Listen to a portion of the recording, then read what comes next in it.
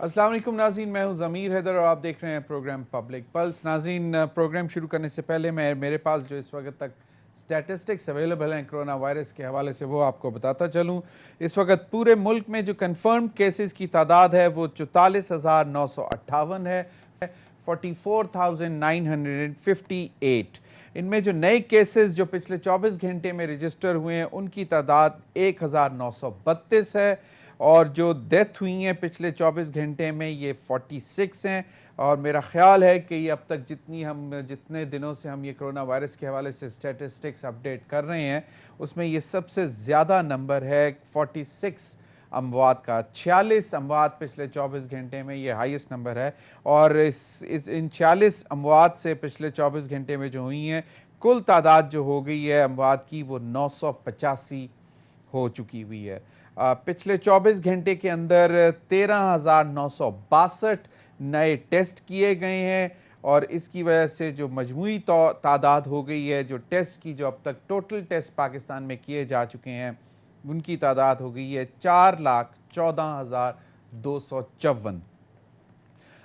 अमवात जो टोटल अमवात हुई हैं पाकिस्तान में उनकी तादाद 985। जो रिकवर जो सेहतयाब हो गए हैं उनकी तादाद है 13,101। सिंध में जो इस वक्त तक कन्फर्म केसेस हैं वो हैं 17,947, पंजाब में 16,685, इस्लामाबाद में 1,138, बलूचिस्तान में 2,885, केपी में 6,554, आज़ाद जम्मू कश्मीर में 133 और गिलगित बल्तिस्तान में 556 की तादाद हो चुकी भी है। अगर ये स्टैटिस्टिक्स नाज़रीन देखा जाए तो 9 मई से ऑनवर्ड काफ़ी तेज़ी से नंबर में इजाफ़ा हो रहा है जो कि मुतासर हो रहे हैं कोरोना वायरस से।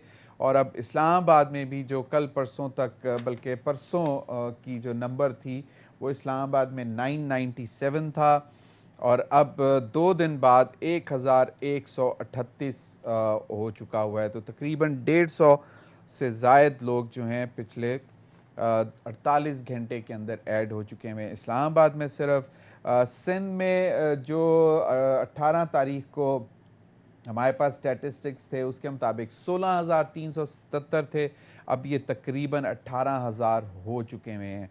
तो ये एक ट्रेंड जो हमें नज़र आ रहा है ये काफ़ी ख़तरनाक है, तेज़ी से ये ऊपर जा रहा है। और इसी हवाले से आज प्राइम मिनिस्टर ने जो मुलाकात की है उलमा से और उनको ये दरख्वास्त की है कि उलमा कराम जो हैं वो ये पैगाम भेजें आवाम को और कि कोरोना के हवाले से आगाही फैलाने में जो ख़ुसूसन आवाम को हिफाजती तदाबीर इख्तियार करने के हवाले से जो काम उलमा कर सकते हैं वो शायद और कोई नहीं कर सकता। और आज जो मुलाकात हुई प्राइम मिनिस्टर से मरकज़ी तहरीक इंसाफ के मरकज़ी सेक्रेटरी बराए मजहबी अमूर पीर सैयद हबीब इरफानी के हमरा जो उलमाए कराम मिले उसमें प्राइम मिनिस्टर ने दरख्वास्त की कि जी आप उलमा हजरात जो हैं वो अपना कलीदी किरदार अदा करें ताकि आवाम को आगाह किया जा सके।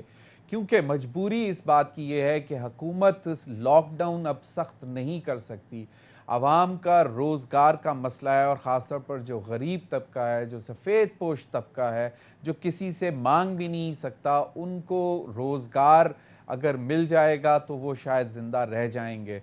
तो ये आवाम की खिदमत करने के हवाले से अब प्राइम मिनिस्टर ने दरख्वास्त की है उलमाए कराम से और वो चाहते हैं कि ये अपना उलमा और जितने मशाइख उलमा मशाइख हैं ये आवाम को मस्जिदों से मेंबर से ये आगाही दें कि एहतियात जो है वो सबसे ज़रूरी है। नाज़रीन, आज एक बड़ी दिलचस्प बात ये भी है कि बाबर अवान साहब जो वज़ीर मुशीर बराए पार्लिमानी अमूर हैं डॉक्टर बाबर अवान साहब, उनकी मुलाकात हुई प्राइम मिनिस्टर से और उसमें आज उन्होंने एक बड़ा दिलचस्प पूरा प्रोग्राम प्राइम मिनिस्टर को पेश किया है जिसमें पार्लियामेंट में मौजूद नौजवान पार्लियामेंटेरियंस की तरबियत साजी का मंसूबा जो है वो वज़ीर आज़म के पास लेकर गए हैं डॉक्टर बाबर अवान साहब।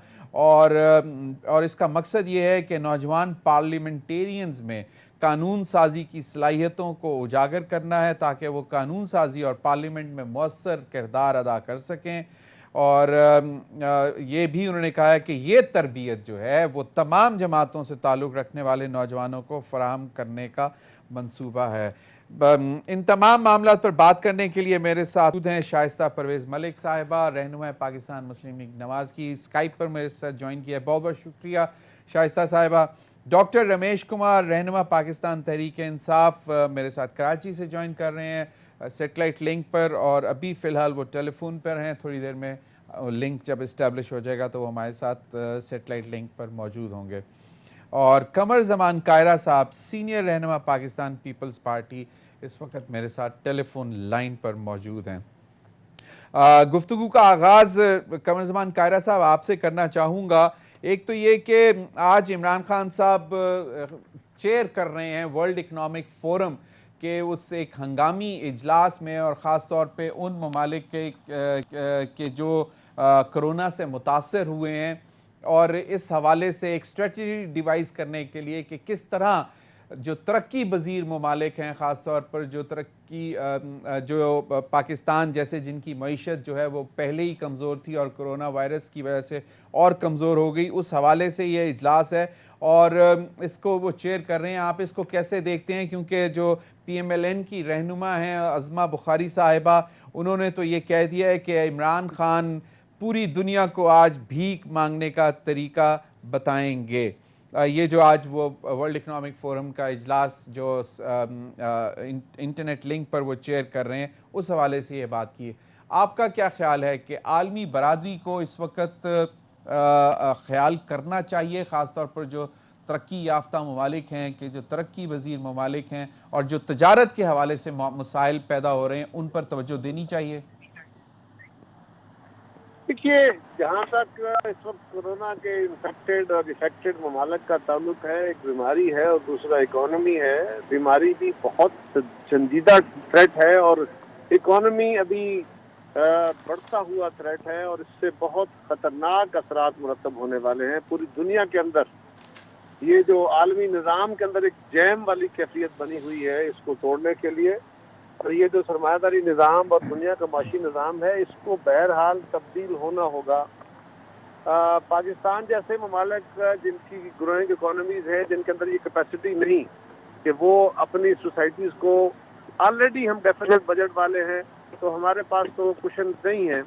तो ताकतवर ममालिक से और ऐसे फोरम से ये इमदाद हमेशा सीख की जाती है। अगर प्राइम मिनिस्टर इसको चेयर कर रहे हैं और ये कोई ऐसा फोरम उन्होंने बनाया है तो ये एक अच्छा अमल है, इससे पाकिस्तान को कोई सपोर्ट मिल सकती है, तो ज़रूर कोशिश करनी चाहिए। और ये अमल के दुनिया के ताकतवर ममालिक को और आलमी बड़े जो इदारे हैं उनको, वैसे तो आलमी सरमायादारी निज़ाम को सपोर्ट करने और संभाला देने के लिए खुद भी वो अपने तौर पर करेंगे, लेकिन हमें भी ये तहरक करने में कोई हर्ज नहीं है कि हमारे डेट्स जो हैं उसको कुछ राइट ऑफ मिले, हमें कुछ रिलीफ मिले। सिर्फ जो है डेफरमेंट या कर्जों का जो इल्तवा है कुछ साल 2 साल का पेमेंट्स का, तो वो काफ़ी नहीं होगा। लिहाजा मैं समझता हूँ कि ये एक माकूल कदम है, इसमें कोई हिजाब वाली बात नहीं है। कोई भी हुकूमत होती तो उसको ये काम तो बहरहाल करना था, इसमें कोई तनकीद वाला इशू मेरी तरफ से तो नहीं। चलें, बिल्कुल यकीनन, और इसमें मेरा ख्याल है कि आपको थोड़ा सा प्राउड भी बंदा फील करता है कि आपके प्राइम मिनिस्टर को वर्ल्ड इकनॉमिक फ़ोरम ने ख़ुद ये कहा कि जी वो इस सेशन को चेयर करें और इस हवाले से बात करें, क्योंकि इनिशिएटिव एक प्राइम मिनिस्टर ने लिया था जिसमें बहुत सारे ममालिक ने उनका साथ भी दिया। शाइस्ता परवेज़ मलिक साहिबा, आपकी ही कोलीग हैं अज़मा बुखारी साहब, वो तो कहती हैं कि जी वर्ल्ड इकनॉमिक फ़ोरम में आज पूरी दुनिया इमरान खान का मजाक उड़ाएगी। मतलब जहाँ पे इतने मुश्किल हालात हैं वहाँ पर अगर एक ऐसी एफ़र्ट होने जा रही है जहाँ पे सिर्फ पाकिस्तान नहीं, जितने भी तरक्की पज़ीर ममालिक हैं और ख़ास तौर पर जिनकी माशी सूरत हाल कुछ ज़्यादा अच्छी नहीं है, सेहत उसकी अच्छी नहीं है, तो उनके लिए अगर कुछ अच्छा इक़दाम होने जा रहा है तो उसको भी तनकीद का निशाना बनाया जाए। क्या आप क्या समझती हैं, ये ठीक है? बिस्मिल्लाहिर्रहमानिर्रहीम। शुक्रिया ज़मीर साहब। नहीं, आई डोंट थिंक कि अब वो एक पाकिस्तान हमें रिप्रेजेंट कर रहे हैं। तो जो भी कुछ वो पास्ट में करते रहे हैं या जो कुछ भी वो मुल्क में करते रहे हैं, हमें उसको इस वक्त बलाए ताक रखना चाहिए और हमें ये देखना चाहिए कि वो हमारे मुल्क और हमारे लोगों के लिए हमें कोई रिलीफ लेके आते हैं कि नहीं। जैसे कायरा साहब ने कहा कि डेफरमेंट से कोई फायदा नहीं होगा, क्योंकि इसको रिकवर मैशियत को रिकवर करते करते बहुत टाइम लगेगा अभी।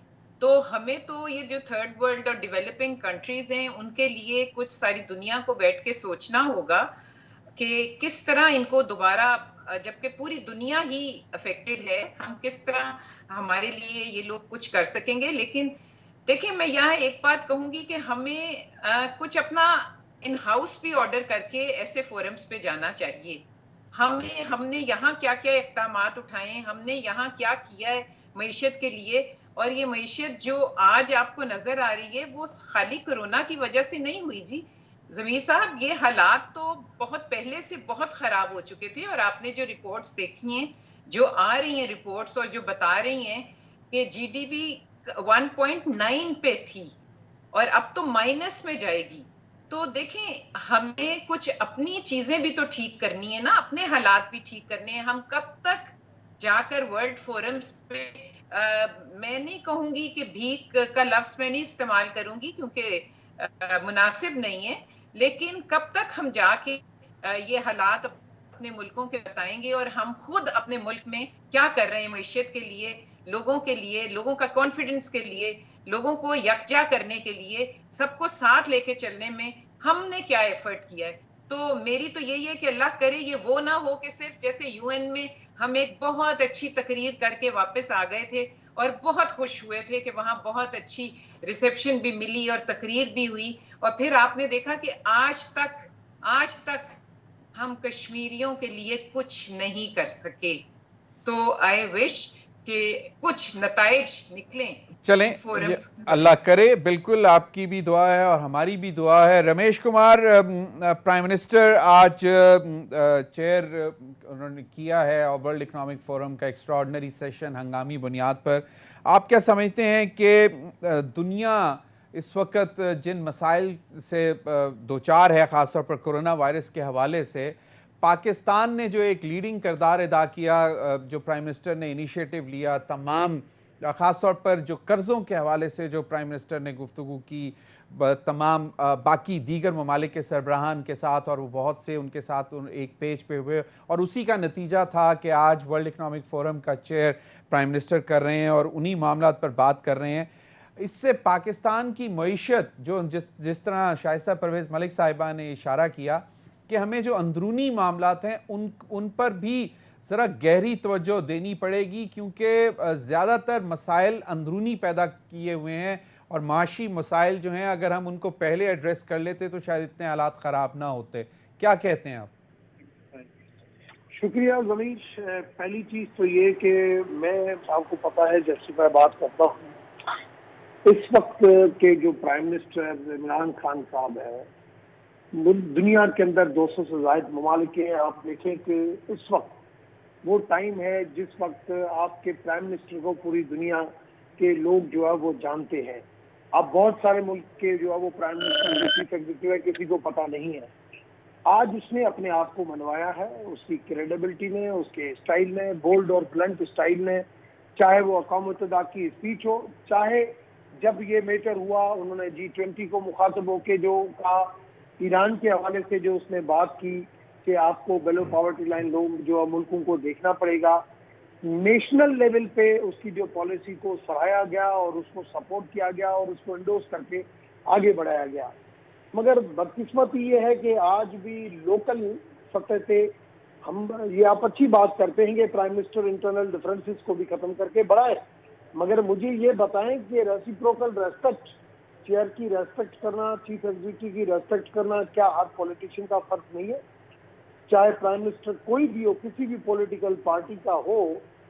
आपने अगर देखा कि मियां साहब जब यूसुफ रजा गिलानी आसिफ जरदारी था, 5 साल वो टाइम पूरा कर रहे थे, तब किस तरीके से चल रहे थे, या मियां साहब जब चल रहा था तो पीपुल्स पार्टी का क्या था।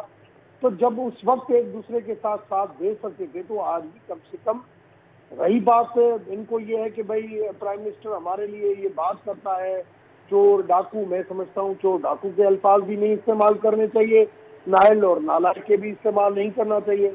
रेसिप्रोकल रेस्पेक्ट के साथ आगे बढ़े, और इस मुल्क को बहुत ज्यादा चैलेंजेस हैं, हमें इंटरनेशनल चैलेंजेस के साथ सब हम मुकाबला कर सकते हैं जब हम डोमेस्टिक लेवल के ऊपर यूनाइटेड होंगे, मजबूत होंगे और एक दूसरे के मौक़िफ़ को सपोर्ट करेंगे।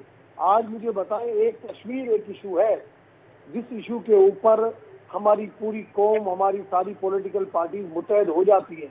बाकी जो भी इश्यूज होता है, चाहे अफगानिस्तान का हो, चाहे अमेरिका हो, चाहे लंदन हो, चाहे चाइना हो, इवन सीपेक जैसा इदारा। डॉक्टर रमेश कुमार साहब, ऑपोजिशन तो आपके साथ चलना चाहती है, लेकिन ऑपोजिशन ये भी कहती है कि नैब और न्याजी का जो गठजोड़ है, मतलब हर चीज की एक पेशन गोई आ जाती है कि जी ये होने जा रहा है, नैब ये करने जा रहा है, तो इसका मतलब है तो फिर ऑपोजिशन से आप क्या तवक्को करते हैं कि वो किस तरह आपको मार्जिन दें इतना कि आप लोग उनके खिलाफ कोई जानबूझकर नैब के अंदर केसेस नहीं बनवा रहे?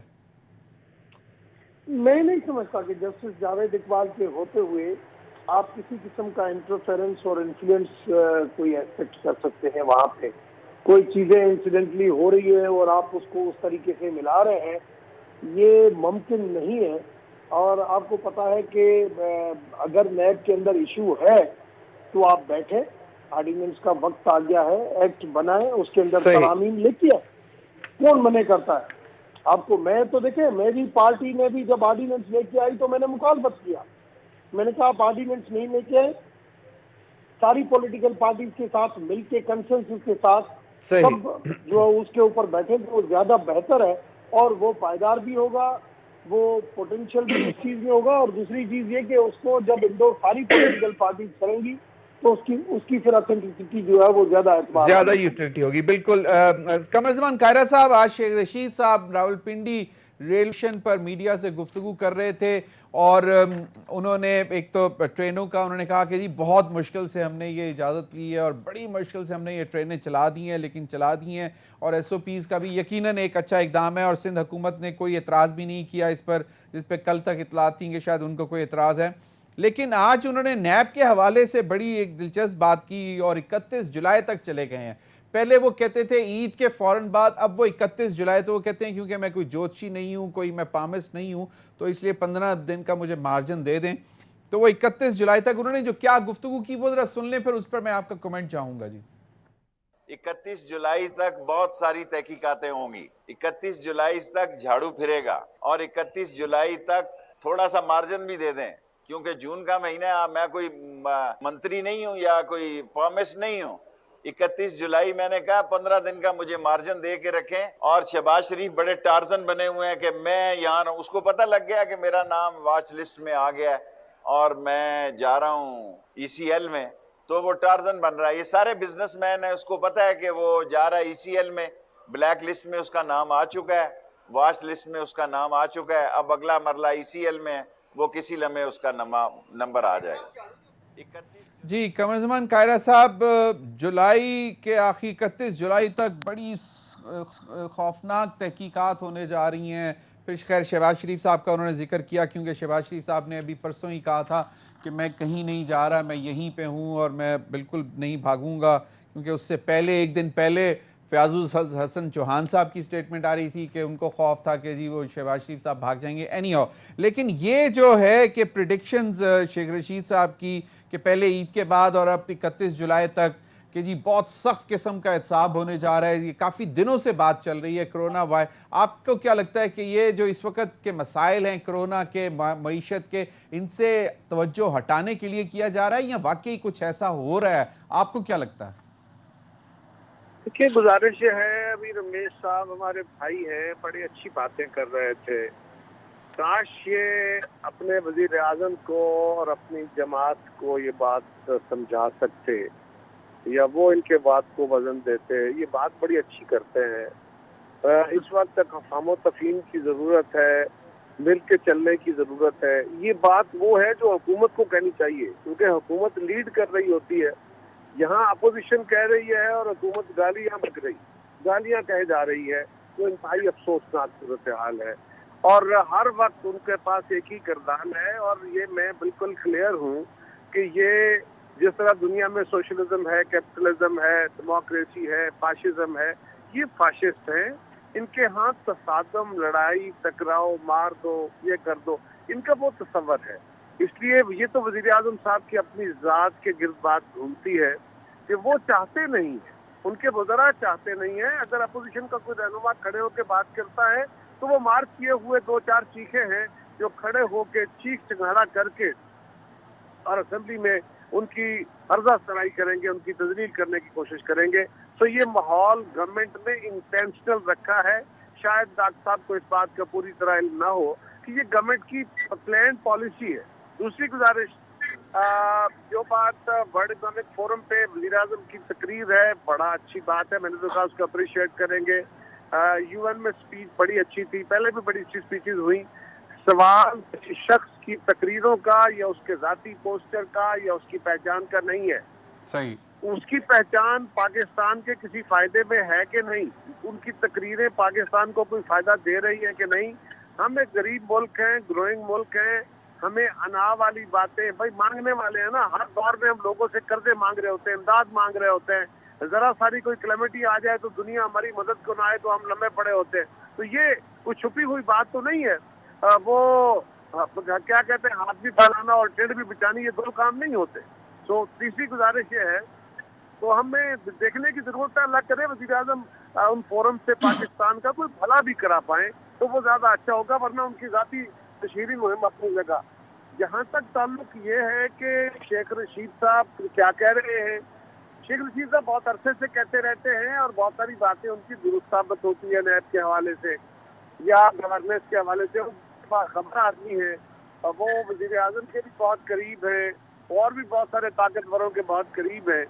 अगर शेख रशीद साहब और उनके इस तरह के पाकिस्तान में जो चंद हमारे सियासतदान ताकतवर तबकों के बड़े करीब होते हैं या हुकूमत के बड़े करीब हैं, अगर वो बातें कहें और वो बातें माजी में दुरुस्त साबित हुई हों तो इसका मतलब यही होगा कि उनको खबर आखिर मिलती है ना। वो खुद ही कहते हैं मैं ज्योतिषी नहीं हूँ, मैं नजूमी नहीं हूँ, इसलिए वो उनको खबर मिलती है। तो वो खबर जो है जो देने वाले हैं वो क्या कर रहे हैं, क्या नैब का ये मैंडेट है कि नैब की खबरें लीक हो और फिर वज़रा उससे बातें करें या एडवाइजर्स उससे बातें करें और वो डॉक्यूमेंट जो नैब के तहकीकाती डॉक्यूमेंट हो वो प्रेस कॉन्फ्रेंसेस में हुकूमती ज़ुआमा लहरा लहरा के अपोजिशन की तस्दीक करें और फैक्ट ना हो। अदालतों के अंदर जब वो डॉक्यूमेंट जाएं या इनकी तहकीकात जाएं या रेफरेंस जाएं तो सुप्रीम कोर्ट भी उठा के फेंक दे, हाई कोर्ट भी उठा के फेंक दे, वो तो हमारे नहीं है। आज तक अदालतों ने क्या कहा इनको। तो ये जो नक्सिस है, नैब न्याजी नक्सिस, इस नक्सिस को खाली खिलाई बातें नहीं है, हवाई बातें नहीं है, ऑन ग्राउंड ये बात अपनी जगह दुरुस्त है। और जो शेख रशीद साहब मुसलसल कह रहे हैं कि मैं ज्योतिषी नहीं हूँ, तो इसका मतलब है उनके पास खबर है और खबर कोई देने वाला होता है और वो खबर उनको अगर दी गई है और कल वाकई इस तरह नैब का इस्तेमाल जिस तरह माजी में आज तक हुआ, आज तक तो नैब किसी को कन्विक्ट नहीं करा सका, आज तो नैब किसी अदालत में केस साबित नहीं कर सका, आज तक तो नैब किसी रेफरेंस को प्रॉपरली प्रोसीड नहीं कर सका। सिर्फ लोगों की पगड़ियां उछाली जाती है, तवज्जो हटाई जाती है, नई डिबेट छेड़ी जाती है। और अभी हुकूमत की जरूरत यह है कि ईद के बाद अगर खुदा न खास्ता ये कोरोना की वबा तेजी से फैल जाती है और हुकूमती इक़दाम की वजह से ऐसा हो रहा है तो हुकूमत के ऊपर एक बहुत बड़ी सवालिया निशान उठेगा। उससे तवज्जो हटाने के लिए ये एक डिबेट है। इस तरह की डिबेट पहले भी होती रहती है, 18वीं तरमीम की छेड़ दी, एनएफसी की डिबेट छेड़ दी, बाकी कायरा ये साहब बातें वही है। जी कायरा साहब, एक चीज और के जहां पे नैब न्याजी नेक्सस की बात होती है वहां पे हम ये भी देखते हैं कि नैब जो है सिटिंग फेडरल मिनिस्टर के खिलाफ और इंक्वायरी भी जो है वो ऑर्डर कर देता है और तहकीकात का आगाज कर देता है। अब नूरुल हक कादरी साहब के खिलाफ तहकीकात का मामला जो है शुरू हो गया है। मजहबी अमूर के जो वजीर हैं उनके अफसरान, जो वजारत के अफसरान के खिलाफ इंक्वायरी शुरू कर दी है और इल्ज़ाम यह है कि उन्होंने अपने अजीज़ को जो है वो जो बिल्डिंग थी मिनिस्ट्री फॉर रिलीजियस अफेयर्स की, उसका कोई जो हिस्सा है वो लीज पर देने के लिए उन्होंने किया। तो ये अगर देखा जाए इससे पहले भी बहुत सारे पीटीआई के लोग भी नैब के प्रोसेस से गुजर रहे हैं, कुछ गुजर चुके हैं, कुछ को क्लीन चिट मिल चुकी है, तो फिर नैब न्याजी नेक्सस किस तरह इस्टेब्लिश करेंगे? एक आपने लफ्ज कहा कि उनको क्लीन चिट मिल चुकी है। हुकूमत का कोई बंदा कन्विक्ट तो नहीं हुआ ना, कोई बंदा जेल में तो नहीं है ना, कोई ऐसा तो नहीं है जिसको क्लीन चिट ना मिली हो। और अगर जिससे सवाल उठे, मीडिया सवाल उठाए, कुछ लोग सवाल उठाएं, उनको नैब के अंदर ले जाके क्लीन चिट देनी हो और वापस उनकी वजारतें बहाल करनी हो, ये तो खैर अपनी वजारतों में बैठ के इंक्वायरियां कराएंगे, तो इसको हम क्या कहेंगे? ये नक्सिस ना होगा तो क्या होगा? तो क्लीन चिट दिलानी हो तो ठीक है, उनको अपोजिशन के लिए सजाएं हैं, जेलें हैं, और मीडिया के लिए ये सूरत हाल है कि अभी इन्वेस्टिगेशन नहीं है, इंक्वायरी स्टेज के ऊपर पकड़ के अंदर डाल देना है। अपोजिशन के आप परखचे उड़ाते रहे, उनके पगड़ियां उछालते रहे, रेफरेंस फाइल ना करे, 11-11 महीने लोगों को पकड़ के जेल में डाले हुए हो गए, लेकिन और आपके रेफरेंस, एडिशनल रेफरेंस और एडिशनल रेफरेंस चलते रहे, मीडिया ट्रायल चलते रहे, तो उसको क्या कहा जाए? उसको अगर नैब न्याजी नेक्सस ना कहें तो क्या कहें? आप हमें एजुकेट कर दें या डॉक्टर रमेश साहब एजुकेट कर दें, हम वो कह लेते हैं। लेकिन कायरा साहब, हमने देखा कि ऑपोजिशन के बड़े लीडर्स की बेल हुई और फिर नैब के हवाले से जो सवालात उठे कि प्रोसिक्यूशन भी बहुत कमजोर थी, उस पर भी बहुत सारे सवालात आते रहे हैं। शाइस्ता परवेज मलिक साहिबा, मैं अब ब्रेक के बाद आपसे इस पर मजीद बात करना चाहूंगा। नाज़रीन, वक्त हुआ एक ब्रेक का, हमारे साथ रहिए।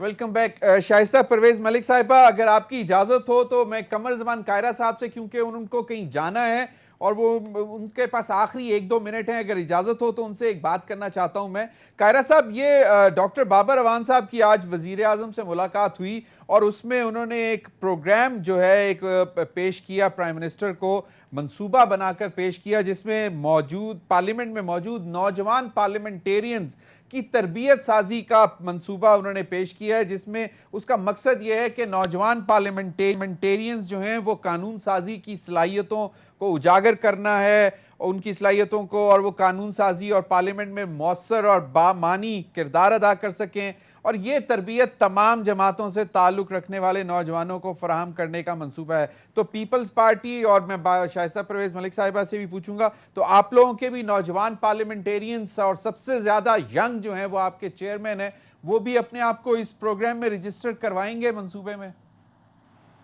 मैं इससे पहले छोटी सी गुजारिश कर लूं। आपने अपने लास्ट जुमले में ये कहा कि अपोजिशन के रहनुमाओं की बेलें भी हुई और ये भी हुआ, उनको रिलीफ भी मिले। जी। बेल्स हुई हैं, बेल्स 8-8 महीने 9-9 महीने जेलों में रहने के बाद हुई है, और रेफरेंसेस फाइल नहीं हुए। अगर हुए हैं तो फाल्टी है, जो अदालतों में गए हैं तो अदालतों ने उठा के फेंके हैं, और फिर एडिशनल रेफरेंसेस की बुनियाद पे वो बातें आगे बढ़ती जा रही हैं। हकीकत में ऐसा नहीं है कि नैब कोई फेयरली काम कर रहा है। तो अगर किसी के खिलाफ कोई सबूत नहीं आप दे रहे हैं तो नेचुरली इसकी बेल तो होगी।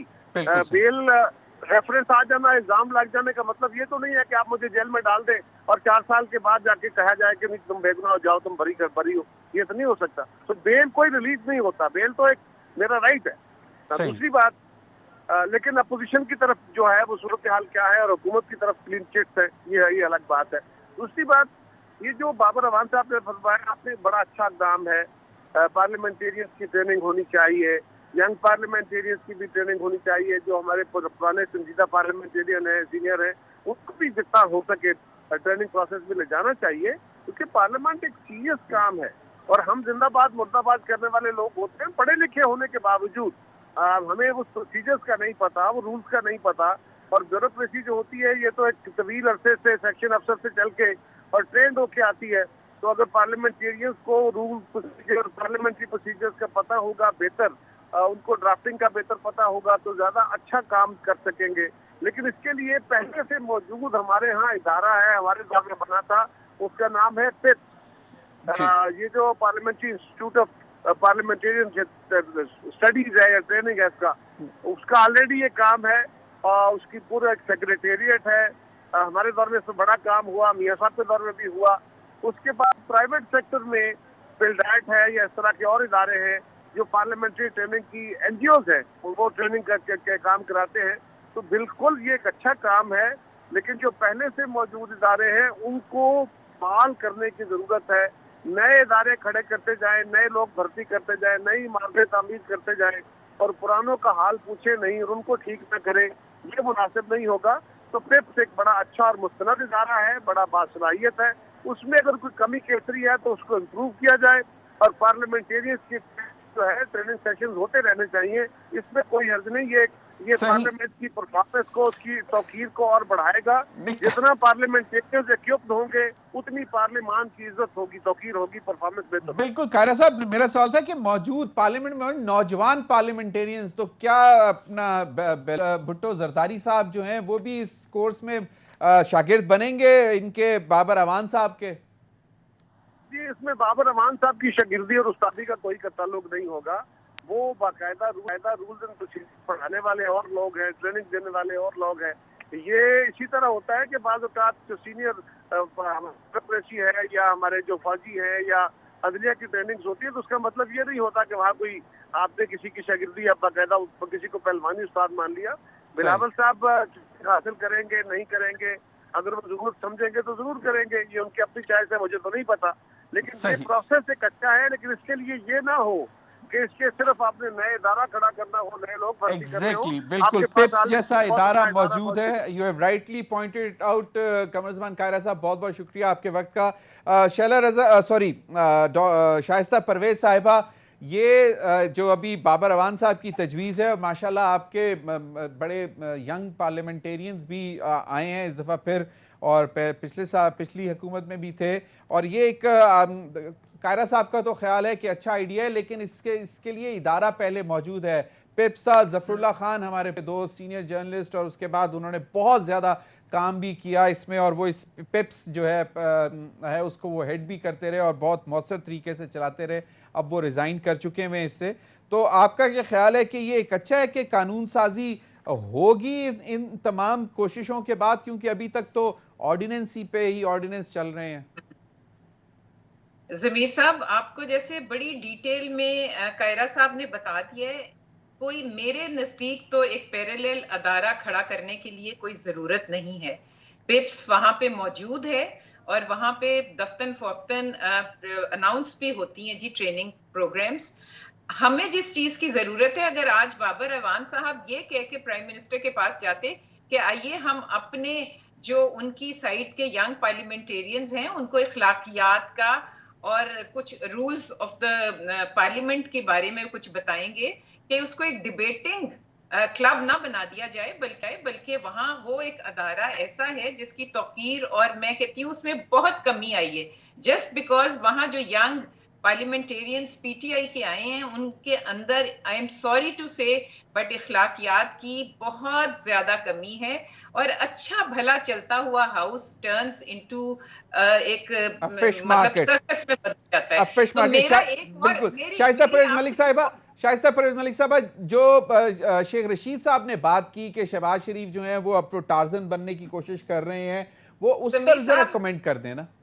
मैं वो पूरी आपकी सुन चुकी थी, मेरी बात सुने। शहबाज शरीफ को कोई जबरदस्ती लेके नहीं आया, वो खुद यहाँ पे आए हैं दोबारा, और मियां नवाज शरीफ के भी फैसले आ चुके थे तो वो मरियम को साथ लेके वापस आए थे। तो शेख रशीद साहब ने जो कुछ करना है, बल्कि उन्होंने नहीं, उनकी हुकूमत ने जो कुछ भी करना है वो कर लें। लेकिन मैं आपसे एक दरख्वास्त करूंगी कि खुदारा ऑपोजिशन के पीछे भागने के बजाय अगर वो कोरोना पे वो कुछ काम कर लें।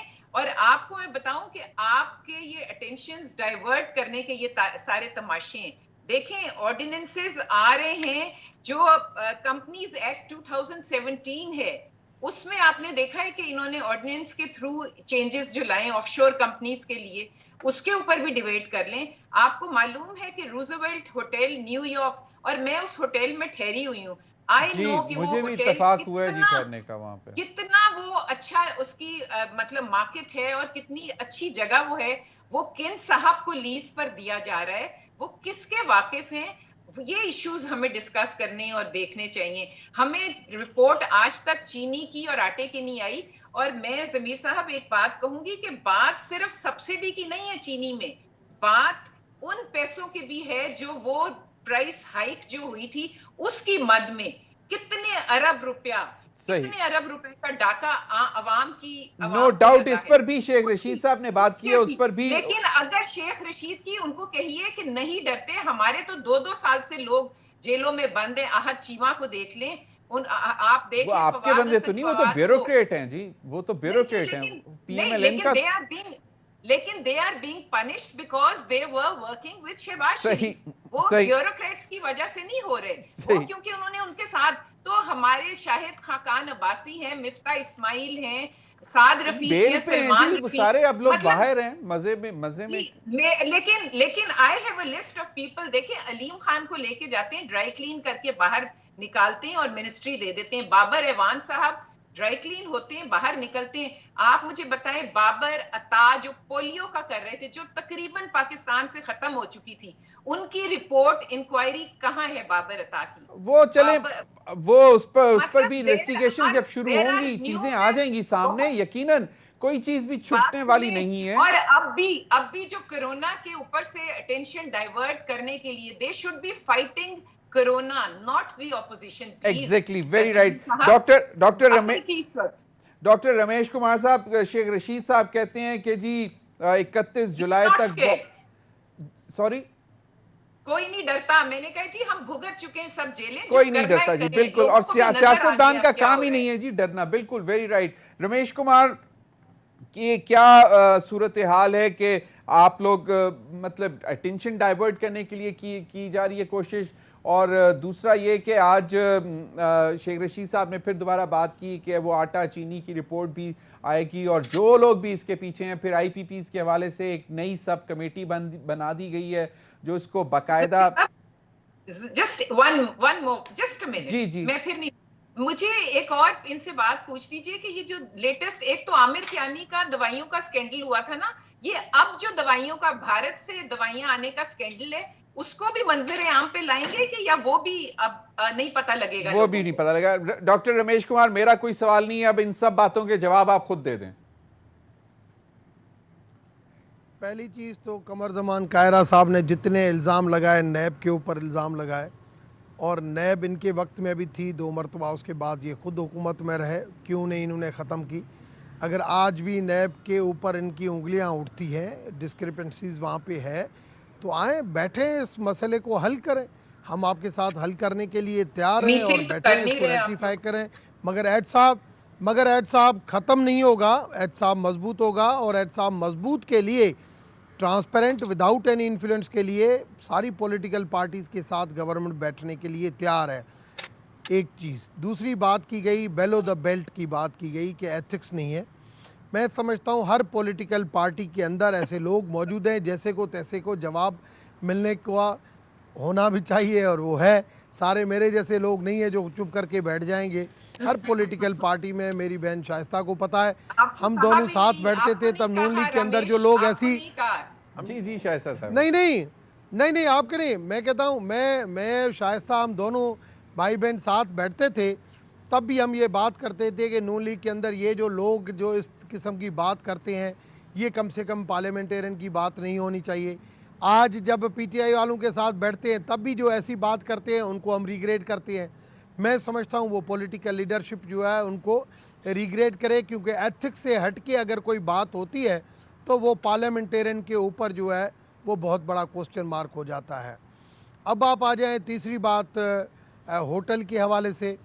होटल की जो बात है, देखें बहुत सारी चीज़ें आती हैं। कल एक लेटर वायरल हुआ कि भाई शराब जो है वो रमज़ान में खोला जा रहा है इस्लामाबाद के अंदर। मैंने वो चीज़ बर वक्त अपने ग्रुप के ऊपर छोड़ी। मैंने कहा भाई रमज़ान क्या, तो कम से कम लिहाज करो। तो बर वक्त डीसी की क्लियरिफिकेशन आ गई कि ये फेक लेटर है। Little knowledge is always dangerous. और तो कह रहे हैं कि वो फेक लेटर है। कमाल नहीं, वो लेटर फेक है या ओरिजिनल है? वो कह रहे हैं लेटर ही फेक है। अच्छा, अब आ जाए होटल के ऊपर। तो ऐसी होटल के बारे में भी जो क्यास आ रही हो रही है कि भाई ये लेके जा रहा है, वो लेके जा रहा है। मैं समझता हूँ कि प्राइम मिनिस्टर इमरान खान के होते हुए आपने देखा कि अगर शुगर इंडस्ट्री के हवाले से तरीन साहब जो राइट हैंड थे, उनके हवाले से भी अगर कोई बात आई तो उसने कहा कि नहीं, कानून सबके लिए बराबर है, तो उसमें आप कोई शक नहीं समझें। आमिर कियानी की बात की गई कि भाई आमिर कियानी का दवाइयों का स्कैंडल, मेरे ख्याल में वो इशू था, उसकी इंक्वायरी चल रही है और आप क्वेश्चन डालें और उसको बिल्कुल, पाकिस्तान के अंदर पहले सज़ा और जज़ा नहीं थी मगर अब सज़ा और जज़ा होनी चाहिए। अगर सज़ा और जज़ा नहीं हुआ और ये इंक्वायरियाँ माजी की तरह ऐसे ही इंक्वायरियाँ रही चाहे, तो फिर मैं समझता हूँ कि फिर माजी में और अभी में कोई तब्दीली की जो हमने बात की थी वो तब्दीली नहीं होगी। डॉक्टर रमेश कुमार, लग ऐसा ही रहा है ना कि पहले ताखीर हो गई, अब जी के मजीद ताखीर होगी, मजीद फोरेंसिक होगा, फिर आईपीपी मतलब दवाइयों का स्कैंडल आया, फिर जिस तरह भी शाइस्ता परवेज मलिक साहिबा ने वो पोलियो के उसका स्कैंडल आया, उसके बाद फिर अब ये आटा चीनी का आया, फिर वो मतलब डॉलर मार्केट से डॉलर का जो शुरू में जहां से शुरू हुआ वो आया, फिर गैस का जीआईडीसी का आया, उसके बाद फिर अब आईपीपीस का आया। ये इतने सारी चीजें पाइल अप हो चुकी।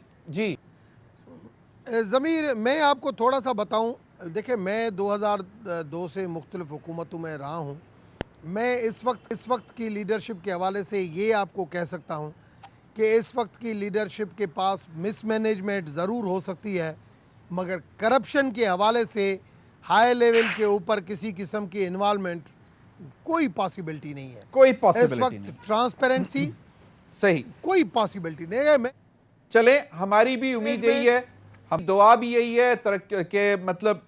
और अभी हमारे पास जो इतलात आई थी कि डॉक्टर जफर मिर्जा साहब की फाइनेंशियल पावर्स ले ली गई और उन्हीं मामलात में कि उनको मालूम नहीं था कि अद्वियात इंपोर्ट हुई हैं भारत से कि नहीं। अभी वक्त हुआ एक ब्रेक का।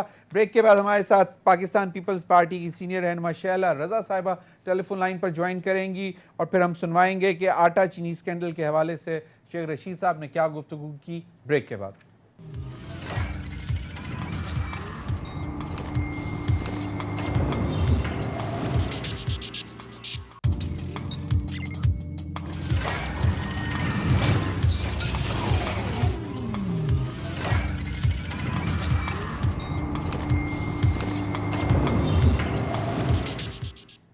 Welcome back. शैला रजा साहिबा, बहुत शुक्रिया प्रोग्राम में ज्वाइन करने का। शेख रशीद साहब ने एक बात की है चीनी आटा स्कैंडल के हवाले से, वो जरा सुन लीजिएगा। चीनी स्कैंडल में जो लोग आए हैं कौम माफ नहीं करेगी और हमने अगर जरा सी भी कुताही की तो कौम हमें भी माफ नहीं करेगी। चीनी वाले, आटे वाले, आईपीपी वाले सब अवाम के सामने बेनकाब होंगे। चीनी शैला रजा साहिबा, शेख रशीद साहब कहते हैं कौम हमें माफ नहीं करेगी। पहले भी बहुत सारी कमीशंस, रिपोर्ट्स नहीं सामने आई, बहुत सारी चीजें हमारी नजर से अभी भी ओझल हैं। आपको क्या लगता है कि ये इस दफा जो इतने सारे केसेस, इतनी सारी इन्वेस्टिगेशंस हैं, ये कोई सामने आएंगी? और क्योंकि शेख रशीद साहब ने कहा कि अगर हमने कोई कोताही की तो कौम हमें माफ नहीं करेगी। कोताही तो कर चुके हैं, ये सब चीजें सामने। खुद शेख रशीद को भी इस्तीफा देके अपनी इंक्वायरी करानी चाहिए। 80 से ज्यादा उनके एक्सीडेंट हो चुके हैं। किसको नहीं मालूम आटा चोर चीनी चोर कौन है? पहले तो ये था, अभी इतना बड़ा ताना रमेश ने दिया कि हमारे जमाने में भी नैब थी। आप उस वक्त PMLN में थे, आप तैयार नहीं थे, आपकी पार्टी के नैब को हम जो है वो खत्म करें। फिर PMLN ने वही सलूक किया जो इस वक्त आप कर रहे हैं, डॉक्टर आसिम और शर्जील, इनाम मेमन और ये सब नैब इनके साथ क्या कर रही थी। तो हर दफा हर नई पार्टी में शामिल होकर उससे गुनगाना, इससे बात नहीं चलती है। और इस वक्त PTI में जो है उस लतीफे की बात यह है कि पहले तो ये कहते थे 2 पार्टी के दरमियान होता था और कुछ नहीं होता था जी। 11.5 साल आसिफ साहब भी जेल में रहे थे और बहुत सारे लोग, और जो इल्जामात थे हमने उन सबको सहा था। लेकिन अब तो खूबसूरती यह है कि वजीर आजम के दाएं बाएं आगे पीछे सब जगह चोर चोर चोर का शोर मचाने वाले चोर बैठे हुए और वजीर आजम कुछ नहीं कर पा रहे। हाँ, ऑपोजिशन को 6-6 महीने उन्होंने जेल में रखा, कोई तहकीकात, ये नहीं कहा कि तहकीकात होंगी, सब सामने आ जाएगा। रेफरेंस तक फाइल नहीं हुए और सुप्रीम कोर्ट से उन्हें जो है वो जमानत मिली। तो हमें क्या डरा रहे हैं आप जिंदा की दीवार से? डरना तो आपको चाहिए और आपको वाकई को अपने माफ करेगी। मैं एक छोटी सी चीज है जो मुझे किसी ने दी थी वो मैं आपको बता देती हूँ। इलेक्शन 2002 140 अरकान असेंबली ने PMLN छोड़ा और PMLQ में आ गए। इलेक्शन 2000 में 89 अरकान असेंबली ने PMLQ को खुदाकश कहा और पीपल्स पार्टी में शामिल हो गए। इलेक्शन 2013 में 121 अरकान ने पीपल्स पार्टी को छोड़ा और PMLN में आ गए और 2018 में ये सारे के सारे PTI में है। तो अब आप मुझे बताएं कि ये 200 लोग इस सिस्टम का नासूर है। एक तो हमारे साथ बैठे हुए हैं, सारे लोग हैं, एक तो जिसमें वो सारे लोग हैं जो ये क्वेश्चन हर पॉलिटिकल पार्टी से भी पूछे ना, और उन पार्टीज के गाने गाते हैं। और पॉलिटिकल पार्टीज का मसला ये है कि वो कहती हैं हमें सिस्टम बचाना है, पार्लियामेंट चलानी है, तो ठीक है इनको साथ मिला लो, इनको साथ मिला लो, लेकिन नासूर जो है ना वो यही सारे हैं। तो मेरा ये कहना है कि ये कुछ नहीं करेंगे। ये जो पेंडेमिक है इसको इन्होंने सीरियस नहीं लिया। रमेश डॉक्टर है और इनकी वाइफ भी डॉक्टर है और मुझे यकीन है कि ये क्वारंटाइन पे अमल कर रहे होंगे।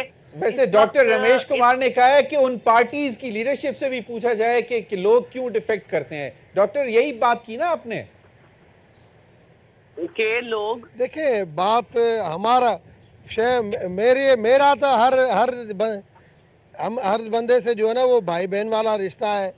शैला जो है वो मेरी बहन है। बात सिंपल में ये है कि आदमी अपनी एक पहचान होती है, चाहे किसी पॉलिटिकल पार्टी में हो, मैं नून में रहूं, चाहे PTI में रहूं, चाहे मुशर्रफ के साथ रहूं, मगर कभी बेलो द बेल्ट आप बात करते हुए नहीं देखोगे। भी यही कहते हैं। सही नहीं, लेकिन देखिए बेलो द बेल्ट बात करते हुए नहीं देखेंगे। आदमी आर्ग्यूमेंट के साथ बात करे, ब्रेकिंग न्यूज के बाद नहीं करे। गुलाम सरवर भी जो है वो हर जगह होते हैं। नहीं, लेकिन डॉक्टर रमेश कुमार कह रहे हैं कि मैं कभी किसी के खिलाफ या किसी के ऊपर इस किस्म मैं किसी के खिलाफ की बात नहीं कर रही। ज़मीर इस वक्त मुल्क में डॉक्टर रमेश से ये पूछेंगे, डॉक्टर इनकी वाइफ भी डॉक्टर है, वबा है या नहीं है? ये जो कोरोना है ये वबा है या नहीं है? हम तो क्वारंटाइन में है। ये तो क्वारंटाइन में है, हम तो बिल्कुल क्वारंटाइन में है। आप अपने कायद को क्यों नहीं समझाते कि वबा है ये, इससे लोगों को बचाना है, इससे लोगों को महफूज रखना है। मईशत इंसानों के लिए होती है, इंसान ही नहीं रहेंगे तो क्या होगा। आज अभी एक जनाजा खातून का दिखाया जा रहा है जिसमें मेरे ख्याल में शला कंसेंसस के साथ सही फैसले हो रहे हैं। सही फैसले डॉक्टर रमेश कुमार का ख्याल है कि कंसेंसस के साथ सही फैसले हो रहे हैं। शाइस्ता परवेज कंसेंसस के फैसले थे, मैं उनको डिस्कस नहीं कर रही। मैं ये बात हमें SOPs के साथ अब आगे बढ़ना पड़ेगा। SOPs के साथ आगे बढ़ना है और वो जरूरी है। दे रहे थे वो क्या थे, लेकिन चलें उस पर भी बात अभी देखते हैं, अगर वक्त बचा तो मैं कर लेता हूँ। शैला रज़ा साहिबा, एक बात छोटी सी कि अभी क्या PTI की वफाक की तरफ से अभी उसी तरह के निश्चित चल रहे हैं? क्योंकि अब तो गवर्नर को बना दिया है 1,54,000 टाइगर फोर्स का इंचार्ज भी वो गवर्नर सिंध होंगे जो कि सारे मामला अब चलाएंगे सिंध में। गवर्नर की आईनी हैसियत सेरेमोनियल होती है और 1,54,000 लोग इन्हें मिल ही न जाए। टाइगर फोर्स है, मैं बता रही हूँ, वो इन्हें मिल ही न जाए काम करने के लिए। बब्बन मियाँ आप कबूतर नहीं उड़ाते, वो जमाने गए। तो अब तो वजीर आजम जो है जब ट्वीट करते हैं टाइगर फोर्स का तो PMLN के लोगों को लगाते हैं। चले शाइस्ता परवेज मलिक साहिबा, शहबाज गिल साहब कहते हैं कि जी नून लीग सियासी जमात कम, प्रोपेगेंडा सेल ज्यादा है, और वो कहते हैं कि उनके ज्यादातर रहनुमा रमजान में भी सुबह मतलब रोजे का इफ्तिताई जो है वो झूठ से करते हैं और प्रोपेगेंडा से करते हैं। तो इसका क्या जवाब देंगे? देखिए, पहले मैं थोड़ी सी एक रमेश की बात का बताना। वो कहते हैं कि करप्ट नहीं होंगे, मिस मैनेजमेंट है। तो मेरे नजदीक जो मिस मैनेजमेंट है ना वो बहुत बड़ा क्राइम है। उसी मिस मैनेजमेंट की वजह से देख ले कि आज कोरोना के मामले में पाकिस्तान कहाँ खड़ा है। उसी मिस मैनेजमेंट के मामले से देख ले कि आज पाकिस्तान की मैशियत कहाँ है। इसी मिस मैनेजमेंट के उसको देख ले कि जो सारे ताने बाने हैं करप्शन के, दवाइयों का ले ले, चीनी आटे का ले ले, वो उसका सीधा वो पहुंचता है प्राइम मिनिस्टर हाउस। तो ये मिस मैनेजमेंट है, तो ये बहुत बड़ा क्राइम है। रमेश को, मेरे भाई को कहें कि इतने फख्र से ना कहें कि हम मिस मैनेज कर रहे हैं चीजें। अब now coming back to Shahbaz Gill, जमीर में शहबाज गिल को कोई अहमियत नहीं देती, चाहे आप जो भी मुझे कह लें कि इज नॉट एन इलेक्टेड बंदा। वो एक आया है बाहर से, अल्लाह जाने कहां से आए हैं ये सब। इनके इलेक्टेड जो लोग हैं अब तो वो भी परेशान हो गए कि ये मुआविन खसूसी कभी इधर कभी पहले पंजाब में, अब वो वहां चले गए। वो जो मर्जी कह लें, उनके कहने से कोई फर्क नहीं पड़ता। जिसके बारे में वो बात कर रहे हैं उसके पीछे लाखों वोट है। वो एक पार्टी का हेड है जिसके पास एक लीडरशिप है। तो उनके कहने या ना कहने से मेरे नजदीक कोई फर्क नहीं पड़ता, बल्कि मैं उनके बयान को इतनी अहमियत भी नहीं देना चाहती कि मैं उसको बैठ के यहाँ डिस्कस करूं, बिकॉज सियासी लोगों का कद इन गौनों से बहुत ऊंचा है और ये अपने कद बढ़ाने की कोशिश ना करें। प्राइम मिनिस्टर ने आज अब मैं जी बताइए शाइस्ता परवेज साहिबा, आज प्राइम मिनिस्टर ने टेली हेल्थ पोर्टल जो है उसका आगाज करते हुए उन्होंने कहा कि अब हमें इस कोरोना के साथ रहना पड़ेगा। पहले भी कह चुके हैं और ये काफी अरसे के लिए। देखिए वो तो मेरा सारे एक्सपर्ट कह रहे हैं, वो तो इतने कंफ्यूज्ड हैं कि मैं आपको बता नहीं सकती। जब वो लॉकडाउन की थी, अल्लाह जाने वो लॉकडाउन था भी कि नहीं, क्योंकि जब वो ओपन हुआ तो वो तो पहले से ही ओपन था। और फिर उन्होंने कहा मुझे अशराफिया ने लॉकडाउन कराया और पता नहीं किसने कराया किसके। और आज आपने शुरू में इंट्रो में अपने दिखाया था कि वो उलमा से दरखास्त कर रहे हैं। देखिए जो रियासत का हेड होता है ना, वो डिसीजन लेता है और टाइमली लेता है, वो दरख्वास्तें नहीं करता। आपने उन दरख्वास्तों के जो पहले भी सदर साहब की मुलाकातें हुई थी मस्जिदों की और उसमें आपने देखा कि क्या हशर हुआ है, कौन से SOPs फॉलो हुए, वहां क्या हुआ। आज वो सारी जो मुसलमान ममालिक हैं सऊदी अरेबिया में, वहां पे हज पे कर्फ्यूज लग गए हैं, वहां पे लॉकडाउन हो गए कि ये जो हज कह रही हूँ ईद की छुट्टियों में। तो हम तो पता नहीं किधर जा रहे हैं, ये पोर्टल खोलने कभी एक चीज को दूसरा नाम दे के शुरू कर देते हैं। I mean there is no programme, no strategy, no way forward. कभी वो छुपते हैं कोर्ट के पीछे जाके, कभी वो छुपते हैं उलमा के पीछे। He should now start taking decision. खैर उलमा से उन्होंने कहा है कि हम उनसे मतलब रहनुमाई लेते हैं और उनसे कहा ये दरखास्त करना नहीं है, उनसे ये कहा गया है कि वो इसमें अपना कलीदी किरदार अदा कर सकते हैं और उनको करना चाहिए आवाम को आगाही के लिए, आवाम को आगाही के लिए। लीडर होता है वो पॉपुलर डिसीजन हर वक्त नहीं ले रहा होता। बिल्कुल, लेकिन जहां आवाम मर रही हो भूख से प्यास से, वहां पे जरा थोड़ा सा मुश्किलात हो जाती हैं। शैला रजा साहिबा फैसला करना होता है। शैला रजा साहिबा, बिल्कुल शाइस्ता साहिबा आपकी बात आ गई। शैला रजा साहिबा क्विकली, अभी जो बात की शाइस्ता परवेज साहिबा ने, एक फेडरल मिनिस्टर ने भी यही कहा है कि बहुत सारे कैबिनेट में ऐसे लोग बैठे हैं जिनको ना हम जानते हैं ना आवाम जानती है, लेकिन वो पता नहीं कहां से कौन आए हैं। क्विक रिस्पांस, क्या आप लोगों की गवर्नमेंट में ऐसे लोग रहे? फिर क्योंकि मैंने डॉक्टर रमेश से भी फाइनल कमेंट लेना है इसी बात पर। देखिए मलिक गुलाम सरवर जो है उन्होंने कहा है उनका खुद अपना सियासी शजरा जो है वो हर पार्टी में जाके घाट का पानी पीने का है, तो अब उन्हें इस पे शिकवा नहीं करना चाहिए। अब क्योंकि उनके खिलाफ एक कुछ हो ना उन्हें होता हुआ नजर आ रहा है, तो उन्होंने अपनी पार्टी के लिए बयान दे दिया। शकूर शाद जो है जो खुद मतलब हिजरत करते हुए पहुंचे हैं, उन्होंने कहा है कि पार्टी में मिनिस्टर्स जो हैं वो अपने लोगों से हाथ तक नहीं मिलाते हैं।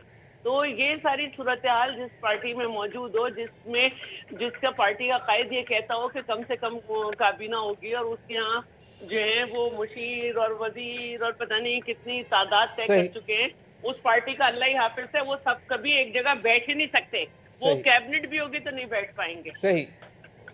डॉक्टर रमेश कुमार, कहा यह जा रहा है कि ये स्टेटमेंट शायद इसलिए दी क्योंकि कल कैबिनेट में उनका एविएशन का नंबर 1 एजेंडा था कि पाकिस्तान में एयरपोर्ट्स को के हवाले से जो है उनको वो करना था, सबलेट या उनको उनकी जो है एयरपोर्ट सर्विसेज जो है उनको देना था, लीज करना था। तो उस हवाले से शायद कोई अपोजिशन आई और उसमें उन्होंने उस सवाल वजह से ये फिर कल रात को बात की। आपको क्या लगता है कि ये मुशीर और ये बहुत सारे ऐसे लोगों के हवाले से हुकूमत को, आपकी हुकूमत को कोई नुकसान पहुंच रहा है? क्योंकि अब ये बहुत ज़्यादा सवालात उठना शुरू हो गए हैं कि ना उनके असासा जात की डिटेल्स मिली हैं और ना ही उनके ज़राए आमदन की डिटेल्स जो हैं वो दी गई हुई हैं जिस तरह बाकी पार्लियामेंटेरियंस की आती हैं। ज़मीर, पहली चीज़ तो ये कि बी रियलिस्टिक हुआ करें, सारी पॉलिटिकल के लोग, पार्टी के लोग और मीडिया के लोग भी। पहली मरतबा पाकिस्तान की हिस्ट्री में हो रहा है कि हर ट्यूसडे के दिन वीकली जो है वो कैबिनेट मीटिंग हो रही है 3-3 घंटे की विथ डिस्कशन। ये नहीं है कि वन मैन डिसीजन होता था और कैबिनेट की मीटिंग भी नहीं होती थी, और मीटिंग अगर 3 महीने में कभी हो तो ऐसे ही हो कि बाबा ये डिसीजन कर लिए और उन्होंने कह दिया था। उस वक्त जो है वो एक प्रिंसिपल सेक्रेटरी से भी लोग डरते थे। हमारे दोस्त मिनिस्टर होते थे, वो भी कहते थे कि यार हम तो इसके सामने बात नहीं कर सकते, मगर अब उन चीज़ों के ऊपर डिस्कशन होती है तो आप उन चीज़ों को अप्रिशिएट क्या करें। हाँ, ये ज़रूर है कि right person for right job की जो थ्योरी है वो अभी तक 100% कंप्लाइंट्स नहीं है उस चीज़ के ऊपर, मगर माजी से हमारा टारगेट यही था कि इसको इसी तरीके से लाया जाए।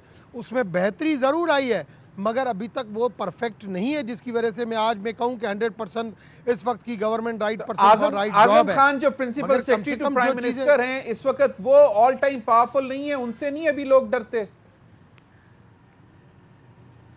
है। उसका भी असर रसूख जो बढ़ रहा है ये पॉलिटिकल सिस्टम के लिए ख़राब है। मगर अगर आप पीछे फवाद के टाइम पे चले जाओ तो वहाँ पे मिनिस्टर उनकी ऑफिस में नहीं घूम सकते थे। अभी तो आजम खान की ऑफिस में हम खुद ही चले जाते हैं, आजम खान ये बताओ ये क्या मसला है, तो बैठता है, डिस्कस करता है, फिर भी ठीक है।